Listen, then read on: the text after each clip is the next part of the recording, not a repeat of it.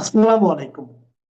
প্রিয় দর্শক, আনন্দ মঞ্চের আলাপ চাইতে আপনাদের সকলকে আমন্ত্রণ। একটা জঙ্গি সংগঠন করে সমগ্র ভারতবর্ষে মানুষের জীবনকে দুর্বিষহ করে তুলতে চায়। তাই তারা এই ভারতের সাথে পায়ে পা দিয়ে এই যুদ্ধ শুরু করেছে।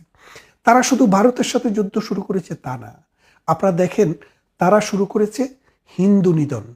হিন্দু মানুষ হলে তাকে পুড়িয়ে হত্যা করা। এই যে হিন্দুকে পুড়িয়ে হত্যা করা হলো দীপু দাসকে, তার বিদায়ী আত্মার মাগফিরাত কামনা করি, তাকে এইভাবে মরতে হলো এই স্বাধীন বাংলাদেশে কোন যুক্তিতে? কেন? সে তো কিছুই বলে নাই। এই শাহু যেভাবে এখানে সেখানে দুর্ব্যবহার করেছে, রাজনৈতিকভাবে সামাজিকভাবে এটা সমাজের একটা প্রজন্মকে নষ্ট করে দিয়েছে, এই নষ্ট হাদির মতো এই কিন্তু কিছুই কখনো বলে নাই, তারপরেও তাকে হত্যা করা হয়েছে। এখন এই দুই দেশের মধ্যে যে উত্তেজনা তৈরি হয়েছে, ভারত ধরে নিয়েছে, ভারত বুঝতে পেরেছে যে পাকিস্তানের বাহিনী বাংলাদেশে ঢুকে গেছে। কার সহযোগিতায়? এই জামায়াতে ইসলামের সহযোগিতায়, এই উগ্র মৌলবাদীদের সহযোগিতায় এই জামায়াতে ইসলামী বাংলাদেশে অলরেডি পাকিস্তানের ক্যাম্প শুরু করে দিয়েছে এবং এটা দিয়ে ভারতের সাথে যুদ্ধ করতে চায়। এই যুদ্ধ করতে গেলে ভারতের বর্তমান যে অবস্থা, বাংলাদেশের যে চারপাশ, আসামে, ত্রিপুরায় এবং শিলিগুড়িতে আপনি যা দেখেন, সেখানে ভারত বিশাল সৈন্য সমাবেশ করেছে। ভারত যদি সিদ্ধান্ত নেয় যে তারা সীমানাকে সোজা করে ফেলবে, তাহলে আপনাদের লালমনিরহাট, কুড়িগ্রাম, গ্রেটার রংপুর, দিনাজপুর, কুমিল্লা, চিটাগং, নোয়াখালী ভারত কিন্তু সোজা করে নিয়ে নেবে। আর এটা যদি চলে যায় বাংলাদেশের 1/3 ভূমি এবং সিলেট সহ 1/3 ভূমি বা 2/3 ভূমি অথবা 1/3 কমের দিকে চলে যাবে ভারতের পেটের ভিতর। আসলে বাংলাদেশ নিয়ে কথা বলতে গেলে আজকাল খুব সমস্যা হচ্ছে। সমস্যাটা হচ্ছে কোন বিষয়টা নিয়ে কথা বলবেন। একদিকে পত্রিকা জ্বালিয়ে দিচ্ছে, মানুষকে জীবন্ত পুড়িয়ে হত্যা করছে, গ্রামে গঞ্জে মানুষকে নির্বিচারে হত্যা করে রেল লাইনের পাশে অথবা ঝোপঝাড়ে টানিয়ে রাখছে আত্মহত্যা বলে। 7 বছরের শিশু পিতামাতার অনুপস্থিতিতে আগুন লাগিয়ে দিয়ে পুড়িয়ে কঙ্কাল করে ফেলছে। ইত্যাকার ঘটনা একদিকে, অন্যদিকে হচ্ছে আমাদের যে বাংলাদেশটি 30 লক্ষ মানুষের রক্তের বিনিময়ে, অসংখ্য নারীর ইজ্জত, অসংখ্য মুক্তিযোদ্ধার আত্মত্যাগের বিনিময়ে অর্জিত এই দেশটি একটি বিশাল সমস্যার সম্মুখীন। আমাদের যে বৃহৎ প্রতিবেশী রাষ্ট্র, 53 বছরে যারা একবারও আমাদের দেশের দিকে কুদৃষ্টি দেয়নি, সেই রাষ্ট্রটির সাথে পায়ে পা দিয়ে একটি যুদ্ধ বাঁধানোর অসনিস চেষ্টা চলছে। আজকে আমি মূলত এই ভারত এবং বাংলাদেশের যে এই সমস্যা, এর সমাধান কি এবং কোথায় যাচ্ছি আমরা, এই বিষয়টা নিয়ে একটু কথা বলতে চাই। আপনারা জানেন যে 1971 সালে যখন আমাদের মহান মুক্তিযুদ্ধ হয়, আমাদের এই সমস্ত মুক্তিযোদ্ধারা গিয়ে ভারতে আশ্রয় নিয়েছিলেন। আপনারা জানেন ভারতের অস্ত্র, ভারতের অর্থ এবং ভারতের ট্রেনিং, তারপরে বাংলাদেশি যুদ্ধ, ভূখণ্ড ভারতের, যুদ্ধ বাংলাদেশে। তারপর প্রায় 8.5 মাস যুদ্ধ চলার পর দেখা গেল যে বাংলাদেশ নামক রাষ্ট্রটিকে আমেরিকা এবং চায়না কুদৃষ্টি দিয়ে এখন অন্যভাবে আমাদের স্বাধীনতার যে তৃষা, আমাদের স্বাধীনতার যে পিপাসা, সেটাকে অন্যভাবে রুদ্ধ করার চেষ্টা করছে। আমেরিকা একটি সত্য নৌবহর পাঠালো। আমেরিকার সত্য নৌবহরটি আরব সাগর পর্যন্ত আসলো। আসার পর জাতিসংঘ রেজলিউশন করার চেষ্টা করলো, একমাত্র রাশিয়া সেটাতে ভেটো দিল। তারপর দেখা গেল এখন যদি আমেরিকার সেনাবাহিনী ভারতের বন্দরে বা বাংলাদেশের বন্দরে এসে যদি ঘাঁটি গাড়ে, আর চায়না এবং আমেরিকার শক্তি নিয়ে যদি এই বাংলাদেশের ভূখণ্ডে পাকিস্তান বাহিনী যুদ্ধ শুরু করে, হত্যাযজ্ঞ শুরু করে, তাহলে বাংলাদেশের পক্ষে এই স্বাধীনতা অর্জন করাটা খুব কঠিন হয়ে যাবে। আপনারা জানেন এই বাংলাদেশ স্ট্র্যাটেজিক্যালি একটা গুরুত্বপূর্ণ জায়গায় অবস্থিত। তখন এই ভারত মহাসাগরে আমেরিকার সত্য নৌবহর আসার আগেই ভারত আমাদের প্রতিবেশী রাষ্ট্র একটা ঝুঁকি নিতে চাইলেন। তো ঝুঁকি নিতে গেলে ভারতের ভূখণ্ড ঝুঁকির মধ্যে পড়ে। তখন তারা রাশিয়ার সাথে একটি মৈত্রী চুক্তি করলেন যে যদি ভারত আক্রান্ত হয় রাশিয়া তাদের পাশে এসে দাঁড়াবে। এই মৈত্রী চুক্তিটা করার পরে এই 6 ডিসেম্বরে এসে ভারতের বাহিনী সরাসরি বাংলাদেশি সেনাবাহিনীর সাথে পাকিস্তানের বিরুদ্ধে অংশগ্রহণ করে। আর এই 10 দিনের ভেতরে বাংলাদেশটিকে একটি স্বাধীন সার্বভৌম রাষ্ট্র তৈরি করে। তার মানে হচ্ছে মূলত বাংলাদেশের সেনাবাহিনী, বাংলাদেশের মুক্তিবাহিনী, বাংলাদেশের জনগণের আন্দোলনটা করেছিল, কিন্তু শেষ মুহূর্তে যখন আন্তর্জাতিক একটা খেলা এখানে শুরু হয়ে যায় তখন ভারত এই বাংলাদেশের স্বাধীনতাকে ত্বরান্বিত করার জন্য নিজের সেনাবাহিনী বাংলাদেশে পাঠিয়ে দিয়েছিলেন, দিয়ে যুদ্ধ করে এই দেশটি জয়লাভ করেছিলেন। এখন খেয়াল করে দেখেন বাংলাদেশের এই ভূখণ্ডের প্রতি, এই সুজলা সুফলা শস্য শ্যামলা মাটির প্রতি, এদেশের নদী, এদেশের খাল বিল গ্রামগঞ্জের প্রতি যদি ভারতের কোনো লোভ থাকতো তাহলে 1971 সালের পর ভারত কিন্তু তার সেনাবাহিনী উঠিয়ে নিতেন না। বঙ্গবন্ধু 10 জানুয়ারি 1972 সালে যখন ব্রিটেন হয়ে যখন পাকিস্তানের কারাগার থেকে ফিরে আসেন, তিনি প্রথমে ভারতে এসেছিলেন। ভারতে এসে ইন্দিরা গান্ধীকে বললেন যে 26শে মার্চ আমার স্বাধীনতা দিবস, সেই দিবসের আগে আপনি আপনার সেনাবাহিনী উইথড্র করে নেন। ইন্দিরা গান্ধী কিন্তু সেই কথা মতো 26শে মার্চের আগে বাংলাদেশ থেকে ভারতের সমস্ত সেনাবাহিনীকে তুলে নিয়েছিল। তারপরে আসেন বাংলাদেশ, এই 53 বছরে বাংলাদেশের কোনো একটি গ্রাম, কোনো একটি পাড়া, এক খণ্ড ভূমি ভারত কখনো দখল করে নিয়েছে এরকম কোনো নজির ইতিহাসে আমরা কখনো শুনিনি। আপনারা দেখেন বাংলাদেশের সাথে ভারতের ইন্দিরা এবং মুজিব একটা চুক্তি হয়েছিল, বেরুবাড়ি, আঙ্গরপোতা, দহগ্রাম, ছিটমহল যে আছে, এই ছিটমহলগুলার বিনিময় করার জন্য, অর্থাৎ ছিটমহলের মানুষের রাজনৈতিক আইডেন্টিটি, পলিটিক্যাল আইডেন্টিটি দেওয়া এবং ছিটমহল সমস্যার সমাধান করার জন্য। কিন্তু ভারতের পার্লামেন্ট সেটির রেকটিফাই হয়নি বঙ্গবন্ধু হত্যার পর। তারপরে মোদী সরকার 2021 বা 22-এ এসে সেটিকে পাশ করিয়ে দিলেন। দেওয়ার পর ভারতের ভেতরে বাংলাদেশের যে পরিমাণ ভূমি রয়েছে এবং বাংলাদেশের ভেতরে ভারতের যে পরিমাণ ভূমি রয়েছে এটার মধ্যে 1500 হেক্টর ভারত বেশি পায়। ভারতের মোদী সরকার বললেন এই 1500 হেক্টর বাংলাদেশকে দান করে দিলাম। বাংলাদেশকে 1500 হেক্টর দান করে সীমারেখাটি সঠিকভাবে ঠিক করে ভারত সমাধান করে দিল।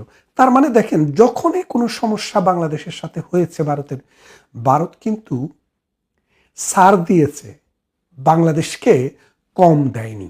এক, দ্বিতীয় আরেকটি ঘটনা দেখেন, বাংলাদেশের যে তালপট্টি নামক যে এরিয়াটি আছে ওই সীমানা অঞ্চলে ভারত 1947 সাল থেকেই 25,000 স্কোয়ার কিলোমিটার সমুদ্র সীমা তাদের দাবি করে সেটা দখলে রেখেছিল।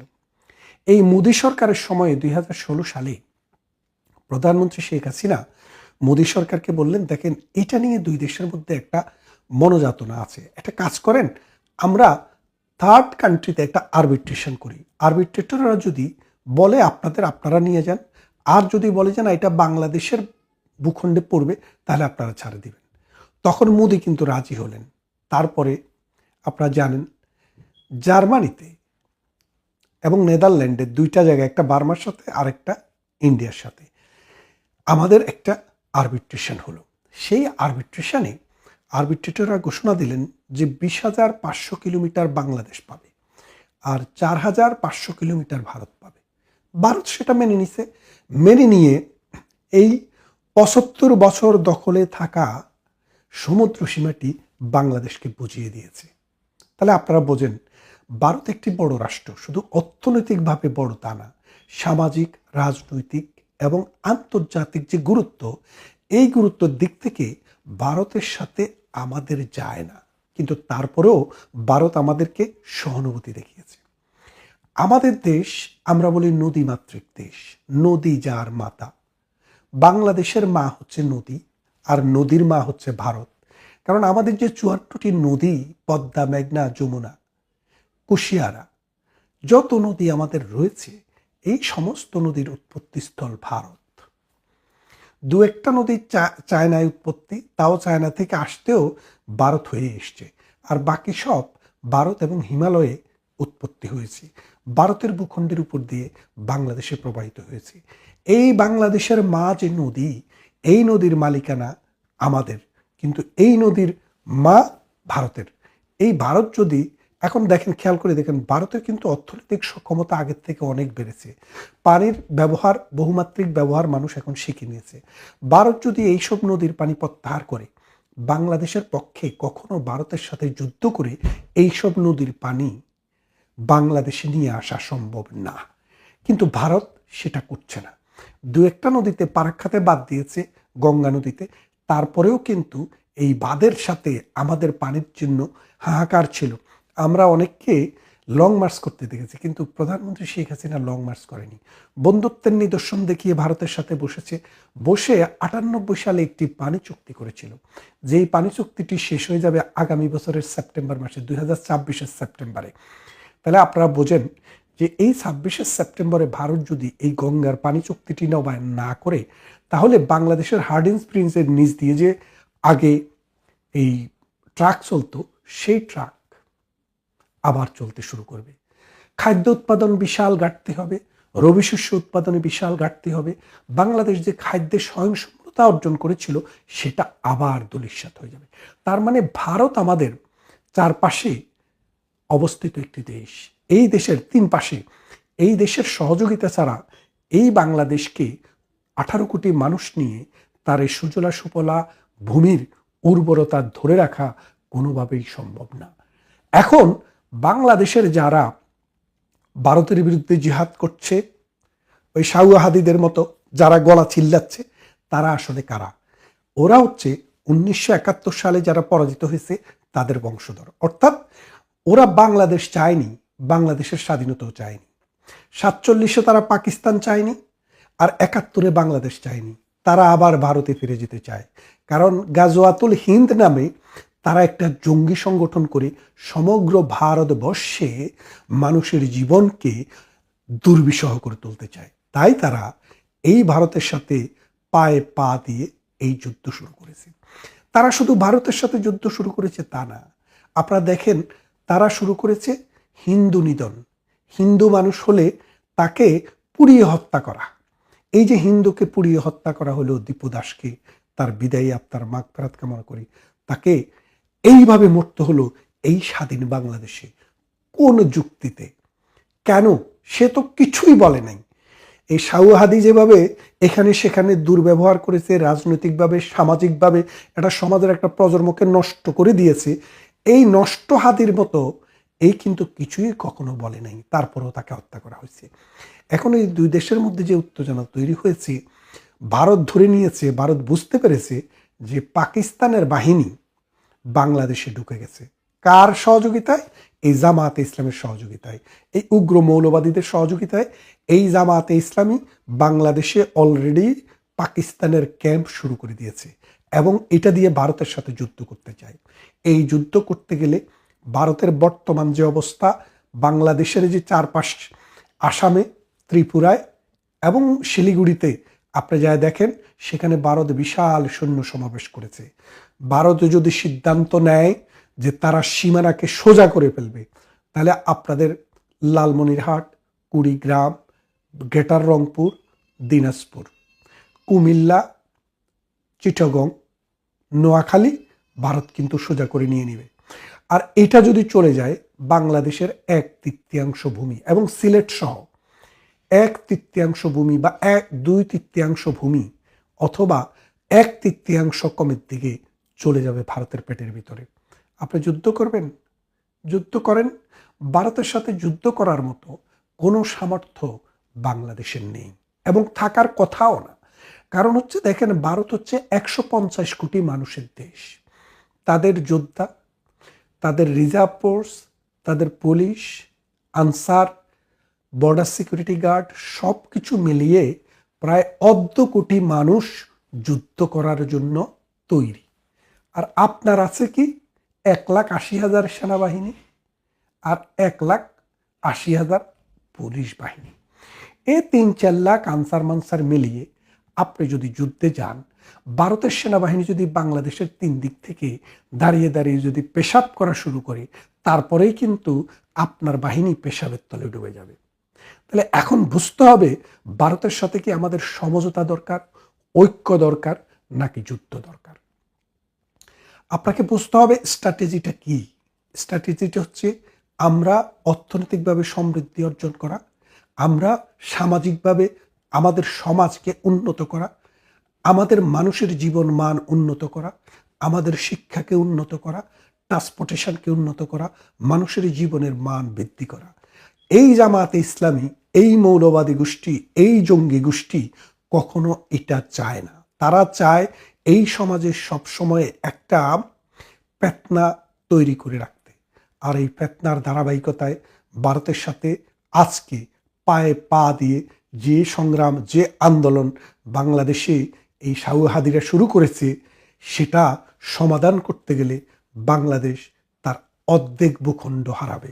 এই ভূখণ্ড উদ্ধার করার জন্য আমেরিকাও আসবে না, চায়নাও আসবে না, আর জামাতের বাপ দাদা যারা পাকিস্তানে আছে তারাও আসবে না। আসুন, ভারত একটি মহান জাতি। এদের ৬,০০০ বছরের সভ্যতার ইতিহাস, সিন্ধু সভ্যতার ইতিহাস। এই ভারতবর্ষের মানুষেরা সভ্য, ভদ্র, ভালো ছিল বলেই আরব থেকে মুসলমানরা এসে ধীরে ধীরে এখানে বসতি স্থাপন করেছে, পরিবার তৈরি করেছে এবং নিজেদের রাষ্ট্রও তৈরি করেছে। ভারতের মানুষ যদি শুরু থেকেই বৈরীভাব হতো, হিন্দু বৌদ্ধ যারা আছে তারা যদি শুরু থেকেই টলারেন্স না হতো, তাহলে এই ভারতবর্ষে মুসলমানের এত বিকাশ ঘটতো না। মুসলমানেরা এই বিকাশমান জাতি হিসেবে দুটি রাষ্ট্র তৈরি করতে পারত না। ভারতের মানুষ সহনশীল এবং অন্য মতের প্রতি, পথের প্রতি তাদের যে শ্রদ্ধা ছিল, বহু জ্ঞানী গুণী ঋষি এই ভারতে জন্ম হওয়ার কারণে তারা শ্রদ্ধাশীল ছিল। তাদের বই ছিল, তাদের সাহিত্য ছিল, তাদের কবিতা ছিল, গল্প ছিল, গান ছিল, তাদের সামাজিক ধারাবাহিকতা ছিল। এই সিন্ধু সভ্যতার অববাহিকায় এই মুসলমানের যে আজকের অবস্থান, এই অবস্থানের মূল কারণ হচ্ছে হিন্দুদের বদান্যতা। আর সেই হিন্দুদেরকে মুসলমান নামের এই জামাতিরা, এরা আসলে মুসলিম বলে বিশ্বের বেশিরভাগ আলেম মনে করে না, এই মওদুদিবাদকে একটা ফিতনাবাদ মনে করে। এরা এই হিন্দুদের প্রতি একটা বিদ্বেষ পোষণ করে। এই বিদ্বেষ পোষণের কারণে এই দুইটা জাতির মধ্যে নানানভাবে সংগ্রাম লেগে আছে। পাকিস্তান এবং ভারতের যুদ্ধ চিরদিনের। মূল সমস্যা একটাই, ধর্ম। হিন্দুদের ধর্মকে মুসলমানরা ঘৃণা করে, মুসলমানদের ধর্মকে কিন্তু হিন্দুরা ঘৃণা করেনি। যদি করত, ১২০০ সাল থেকে ১৮০০ সালের ভিতরে এত মুসলমান এই দেশে কখনো হতো না। পৃথিবীর সবচেয়ে বেশি মুসলমানের দেশ কোনটি? ভারত।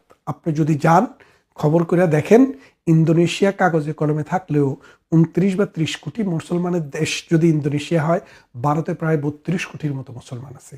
এই মুসলমান প্রতিদিন বাড়ে। কই, ভারত থেকে তো মুসলমান বাংলাদেশে আসে না, বাংলাদেশ থেকে হিন্দুদেরকে যেতে হয়। কারণ বাংলাদেশে হিন্দুদেরকে দলমত নির্বিশেষে নানান জায়গা থেকে প্রেশার ক্রিয়েট করা হয়। যেই প্রেশারের কারণে থাকতে না পেরে অনেকে বাপদাদার বিটা ছেড়ে ভারতে গিয়ে আশ্রয় নেয়। আর ভারতে যে ৩২ কোটি মুসলমান, এদেরকে কিন্তু বাংলাদেশে আসতে হয় না। বিহারে যান, অসংখ্য মুসলমান; আসামে যান, অসংখ্য মুসলমান; কলকাতা যান, অসংখ্য মুসলমান; হায়দ্রাবাদে যান, অসংখ্য মুসলমান।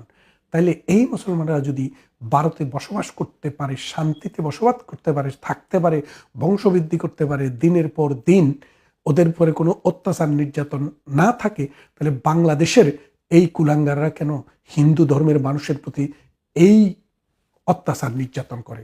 তবে এটা সত্য, ভারতে যে একবারে মুসলমানের প্রতি কোনো ধরনের বিরাগ নেই, আছে। বিরাগ না থাকার কোনো কারণ নেই, আছে। মানুষ যেখানে আছে, কিছু কিছু সমস্যা সেখানে থাকবে। যেই দেশে মুসলমানের শুধু মুসলমানদের, যেমন পাকিস্তানের আরেকটি অঞ্চলের সাথে যুদ্ধ চলছে। এই যে বাংলাদেশের মানুষ বিরাগ হয়েছে কেন? আমরা তো মুসলমান ছিলাম, পাকিস্তানের লোকে বিরাগ হয়েছে না, হয়েছে, এটা থাকতে পারে। কিন্তু বাংলাদেশের জামাত ইসলামী এবং জঙ্গি অন্যান্য যেসব সংগঠন আছে তারা ভারত বিরোধিতাকে তাদের একটা আদর্শ হিসেবে নিয়েছে।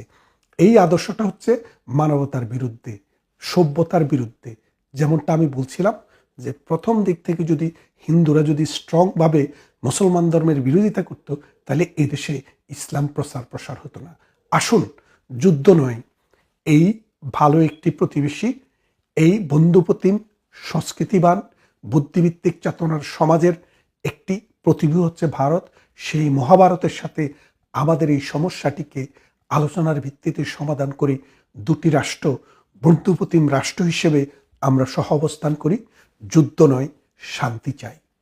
আগামীকাল 25শে ডিসেম্বর বৃহস্পতিবার লন্ডনের দীর্ঘ নির্বাসন শেষে বাংলাদেশে ফিরবেন বিএনপির ভারপ্রাপ্ত চেয়ারম্যান জনাব তারেক রহমান। সারা বাংলাদেশে এই মুহূর্তে তারেক রহমানের প্রত্যাবর্তন নিয়েই আলোচনা হচ্ছে, পক্ষে বিপক্ষে নানাজন নানা কথা বলছে। আজকে আমি আমার আরো নতুন কিছু অবজারভেশন আপনাদের সামনে শেয়ার করব। তার আগে আরো কয়েকটা ডেভেলপমেন্ট হয়েছে গত দুদিনে, সেগুলো নিয়ে একটু আলাপ করতে চাই। আপনারা জানেন গত সোমবার ভারতের মার্কিন রাষ্ট্রদূত সার্জিও গার আমাদের বাংলাদেশের প্রধান উপদেষ্টা ডক্টর মোহাম্মদ ইউনূসকে ফোন করেছিলেন। সার্জিও গার শুধুমাত্র ভারতে মার্কিন রাষ্ট্রদূত নন, তিনি ডোনাল্ড ট্রাম্পের অত্যন্ত ঘনিষ্ঠ এবং মধ্য ও দক্ষিণ এশিয়ার ডোনাল্ড ট্রাম্পের বিশেষ দূত হিসেবেও কাজ করছেন। স্বভাবতই সে কারণে বাংলাদেশ তার কর্মক্ষেত্রের মধ্যে পড়ে। সার্জিও গার কি নিয়ে ফোন করেছিলেন ডক্টর ইউনূসকে, এটি নিয়ে আমরা কিছু কিছু বিষয় ইতিমধ্যেই সামাজিক যোগাযোগ মাধ্যমে পেয়েছি, কিন্তু সব ইনফরমেশন বোধ হয় আমরা পাইনি। যেমন একটা কথা আমরা শুনছি যে তিনি বলেছিলেন ডক্টর ইউনূসকে যে বাংলাদেশে একটি ইনক্লুসিভ নির্বাচন করতে, সকল রাজনৈতিক দলকে নিয়ে নির্বাচন করতে। এবং যখনই এটি সার্জিও গারই যে বললেন সেটি নয়, এটি ভারত একাধিকবার বলেছেন এবং ভারতকে আমাদের পররাষ্ট্র উপদেষ্টা মোহাম্মদ তৌহিদ হোসেন একবার তিনি বলেছেন ভারত প্রতিবেশী দেশ হিসেবে বলার কে, বা তারা কেন বলবে বাংলাদেশ কিভাবে নির্বাচন করবে। কিন্তু কেবলমাত্র ভারত না, এই যে কদিন আগে কমনওয়েলথের সেক্রেটারি জেনারেল এসেছিলেন কমনওয়েলথ অ্যাসোসিয়েশনের, তিনিও কিন্তু বলে গেছেন বাংলাদেশে একটা ইনক্লুসিভ ইলেকশন করতে, এবং তিনি এও বলেছেন যদি ইনক্লুসিভ ইলেকশন না হয় তাহলে কমনওয়েলথভুক্ত দেশগুলো এই নির্বাচনে সহযোগিতা করবে কিনা সেটা তারা বিবেচনা করে দেখবে। আমাদের অস্ট্রেলিয়া থেকেও কিন্তু অস্ট্রেলিয়ান সরকার বাংলাদেশ সরকারকে একটি ইনক্লুসিভ নির্বাচনের পক্ষে বলেছে, এবং আমরা গত 30শে সেপ্টেম্বর আমরা কয়েকজন অস্ট্রেলিয়ার একজন মন্ত্রীর সাথে দেখা করেছিলাম এবং সেখানে বাংলাদেশের ডক্টর ইউনূস রেজিমের বিভিন্ন বিষয় নিয়ে আমরা আলোচনা করেছিলাম। তার পরিপ্রেক্ষিতে সেই মন্ত্রী আমাদের কাছে একদম লিখিতভাবে দিয়েছেন, সেই চিঠি আমার কাছে আছে। কনফিডেন্সিয়ালিটির জন্য আমি সেই চিঠিটা আপনাদের দেখাতে পারছি না। সেই চিঠিতে অস্ট্রেলিয়ান সরকারের পক্ষ থেকে সেই মন্ত্রী ক্লিয়ারলি লিখেছেন যে তারা বাংলাদেশে একটি free, fair, inclusive and participatory একটা নির্বাচন চান। সুতরাং এই যে তৌহিদ হোসেন যখন বলেন যে বাংলাদেশের নির্বাচন কেমন হবে এটা নিয়ে ভারত কেন কথা বলে, তিনি আসলে পুরো সত্যটা বলেন না। যে কেবল ভারত নয়, সারা পৃথিবী বলতে গেলে দু একটা দেশ, হয়তো তুরস্ক বা পাকিস্তানের মতো এরকম দু একটা অনুল্লেখ্য দেশ ছাড়া সবাই চাচ্ছে বাংলাদেশে একটি ইনক্লুসিভ ইলেকশন হোক। সার্জিও গার সে কথাটাই বলেছেন। সার্জিও গার আরো কিছু গুরুত্বপূর্ণ কথা বলেছেন, তার মধ্যে গত সম্ভবত 17 এবং 18ই ডিসেম্বর চীনের দুটো টিম বাংলাদেশে ঘুরে গেছেন, একটা ডিফেন্স টিম, একটা ট্রেড টিম। সম্ভবত আমেরিকা এই ইউনূসের চীনের সাথে অতিরিক্ত মাখামাখিটা পছন্দ করছে না, এবং স্পেসিফিক্যালি এই দুটো টিমের বাংলাদেশ ভিজিট নিয়ে সার্জিও গার ডক্টর ইউনূসকে প্রশ্ন তুলেছেন। ডক্টর ইউনূস বলেছেন এগুলো পূর্ব নির্ধারিত ভিজিট ছিল, তিনি ঠেকাতে পারেননি। কিন্তু আমেরিকা এই প্রশ্নের উত্তরটি গ্রহণ করেনি, কারণ ইউনূস যে চায়নাকে নিয়ে ভারতের বিরুদ্ধে খেলতে গিয়েছে এবং পাকিস্তানকে নিয়ে খেলছে, এই বিষয়গুলো তো খুব ওপেন সিক্রেট। এছাড়াও এই যে সম্প্রতি উসমান গনির যে জানাজা সেইখানে এবং তার মৃত্যুকে কেন্দ্র করে শাহবাগে সেখানে দুজন চিহ্নিত জঙ্গিকে দেখা গেছে, একজন হলো জসিমউদ্দিন রহমানিয়া আর একজন আতাউর রহমান বিক্রমপুরী। এই দুইজন জঙ্গির উপস্থিতি নিয়েও ডক্টর ইউনূসকে প্রশ্ন করা হয়েছে। এবং আজকে আপনারা খেয়াল করেছেন যে মঙ্গলবার দিবাগত রাত্রে আতাউর রহমান বিক্রমপুরী নরসিংদী থেকে গ্রেপ্তার হয়েছেন, এবং আমি অবাক হব না যদি জসিমউদ্দিন রহমানিয়াও খুব তাড়াতাড়ি গ্রেপ্তার হয়ে যান। এই যে গ্রেপ্তারটা হয়েছে, তারা এতদিন প্রকাশ্যে বুক চিতিয়ে হেঁটেছে, কিন্তু হঠাৎ কেন গ্রেপ্তার হলো? এই গ্রেপ্তারের কারণ হলো এই সার্জিও গারের ফোন। এবং কেবল সার্জিও গার নয়, আপনারা ইতিমধ্যে জেনে গেছেন যে 4জন মার্কিন কংগ্রেসম্যানও বাংলাদেশে একটি ইনক্লুসিভ ইলেকশনের জন্য চিঠি লিখেছেন, এবং এই চিঠিটি তারা সাধারণত যারা চিঠি লেখে যে মার্কিন প্রশাসনের কাছে বা মার্কিন রাষ্ট্রপতির কাছে, কিন্তু এই চিঠিটি সরাসরি তারা ডক্টর ইউনূসকে লিখেছেন। এবং সার্জিও গার বলেন বা এই 4জন কংগ্রেসম্যান বলেন, সবার একটাই সুর যে দল হিসেবে আওয়ামী লীগকে কেন নির্বাচনে অংশগ্রহণ করতে দেওয়া হবে না। ব্যক্তির অপরাধ থাকতে পারে, কিন্তু দল হিসেবে আওয়ামী লীগ যে অপরাধ করেছে সেটি এখন পর্যন্ত প্রমাণিত না, সুতরাং আওয়ামী লীগকে কেন নির্বাচন করতে দেওয়া হবে না। এবং যতবারই এই কথা বলা হয়, ইউনূস একটাই কথা বলেন যে টেকনিক্যাল প্রবলেম আছে, টেকনিক্যাল প্রবলেমের কারণে আওয়ামী লীগকে নির্বাচন করতে দেওয়া হবে না। কি সেই টেকনিক্যাল কারণ সেটি আর ডক্টর ইউনূস খোলাসা করে বলেন না, কিন্তু আমরা সবাই জানি যে আওয়ামী লীগকে যদি আজকে ফ্রি, ফেয়ার অ্যান্ড ইনক্লুসিভ ইলেকশনে আওয়ামী লীগকে যদি পার্টিসিপেট করতে দেওয়া হয়, প্রতিদ্বন্দ্বিতা করতে দেওয়া হয়, সেই নির্বাচনের ফলাফল কি হবে এটা আমাদের চাইতে ডক্টর ইউনূস স্বয়ং ভালো জানেন। এই ভীতি থেকে তারা আওয়ামী লীগকে নির্বাচনে অংশগ্রহণ করতে দিতে চাচ্ছে না। এই যে মানে বিশ্বব্যাপী চাপের মুখে ডক্টর ইউনূস কিন্তু বারবার তার উপদেষ্টাদের নিয়ে বসছেন। আজকেও 2বার বিভিন্ন উপদেষ্টার সাথে তিনি মিটিং করেছেন যে এই অবস্থায় আসলে কি করা যায়। খুব দ্রুত সময় পেরিয়ে যাচ্ছে। 12ই ফেব্রুয়ারিকে কেন্দ্র করে যে নির্বাচনী প্রস্তুতি, যে প্রক্রিয়া, সেটিও এগিয়ে যাচ্ছে। ঠিক সুতরাং এই প্রতিটা দিন খুব গুরুত্বপূর্ণ, এবং এখন আপনারা অনেক রকমের ন্যারেটিভ শুনবেন, অনেক রকমের গুজব শুনবেন, গুঞ্জন শুনবেন। এই গুজব শুনে অনেকে হয়তো একটু হতাশ হয়ে পড়বেন, কিন্তু এখন আসলে হতাশ হওয়ার সময় নয়, এখন ধৈর্য ধরে অবজার্ভ করার সময়। যা হোক, শুরু যেটা করেছিলাম যে আগামীকাল তারেক রহমান বাংলাদেশে ফিরবেন, তার প্রত্যাবর্তন উপলক্ষে বিশাল সমাবেশের আয়োজন করা হয়েছে। তাকে অভ্যর্থনা জানানো হবে 300 ফিটে, এবং সেখানে আশা করা হচ্ছে যে প্রায় 50 লাখ লোক সারা দেশ থেকে আনা হবে তারেক রহমানের এই রিসেপশনে। তারেক রহমান ফিরছেন এটা মোটামুটি নিশ্চিত, এটা নিয়েও অনেক আলোচনা হয়েছে। আমিও বলেছি যে যেদিন মা অসুস্থ হলো তিনি বললেন তিনি আসতে পারবেন না, দেয়ার আর সার্টেন কন্ডিশনস। তারপরে হঠাৎ আবার কি হলো যে তিনি 3 সপ্তাহের মধ্যে সেই ডিসিশনটা চেঞ্জ করলেন। কোথাও না কোথাও কিছু না কিছু ক্লিয়ারেন্স তিনি পেয়েছেন, যে কারণে আসছেন। তিনি যখন এয়ারপোর্টে নামবেন, এয়ারপোর্ট থেকে তিনি যখন পূর্বাঞ্চলে যাবেন, তখন 18 বছর আগে বা 17 বছর আগে ছেড়ে যাওয়া বাংলাদেশ আর কাল তিনি যে ঢাকাটা দেখবেন, সেই ঢাকার সাথে তিনি কোনো মিল খুঁজে পাবেন না। এই ঢাকা অনেকখানি বদলে গেছে। যে পূর্বাঞ্চলে তিনি সমাবেশটি করবেন, সেই পূর্বাঞ্চলের 300 ফিট রাস্তাটাও তখন এক্সিস্ট করতো না তিনি যখন চলে গেছেন। এই বদলে যাওয়া ঢাকা, এই যে পূর্বাঞ্চলের 300 ফিট, এই সবই কিন্তু তার রাজনৈতিক প্রতিপক্ষ শেখ হাসিনার অবদান।